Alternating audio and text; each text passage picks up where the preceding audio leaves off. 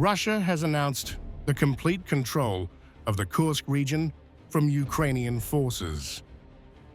In a detailed briefing to President Vladimir Putin, commanders confirmed that the last settlement, the village of Garnal, has been secured. Russian forces, including elite airborne units and marine brigades, successfully crushed the Ukrainian offensive, halting Kiev's plans to create a strategic foothold. Soundbite. Comrade Commander-in-Chief, today the last settlement in the Kursk region, the village of Garnal. At the same time, the units of the 22nd Motor Rifle Regiment of the 72nd Division, the 810th and 40th Separate Brigades of the Marine Infantry, Separate Regiment of the Marine Infantry, and the 1427th Motor Rifle Regiment. Thus, the defeat of the armed formations of the armed forces of Ukraine, who invaded the Kursk region, was completed. The plans of the Kiev regime to create the so-called strategic bridgehead and the breakdown of our offensive in Donbass failed. The offensive, which began intensively on March 6th, saw coordinated strikes by Russia's airborne divisions, marine infantry, and veteran volunteer formations.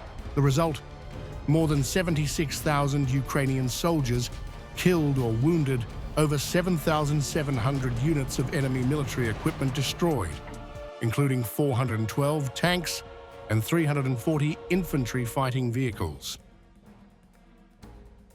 President Putin praised the military for their war efforts. He commended their dedication and strength on the battlefield. I congratulate the entire personnel of all military units that took part in the defeat of the neo-Nazi formations that invaded the Russian territory in the Kursk region. The Kiev regime's adventure has completely failed, and the huge losses incurred by the enemy, including among the most combat-capable, trained, and equipped, including the Western samples of the Air Force, will certainly affect the entire line of combat interaction. For the first time, Russia also officially acknowledged the presence and contribution of North Korean troops, thanking the Korean People's Army for their role in securing the Kursk region.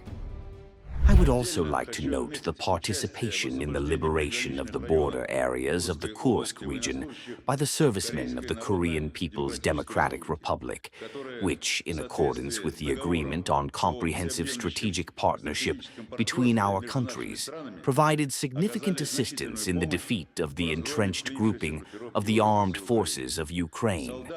Soldiers and officers of the Korean People's Army, performing combat tasks shoulder to shoulder with Russian servicemen, showed high professionalism during the reflection of the Ukrainian invasion, showed resilience, courage, and heroism.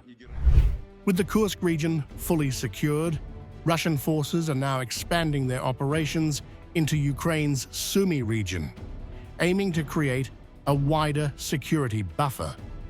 Moscow says the defeat of Ukrainian forces in Kursk marks a critical step toward achieving broader objectives on the front lines.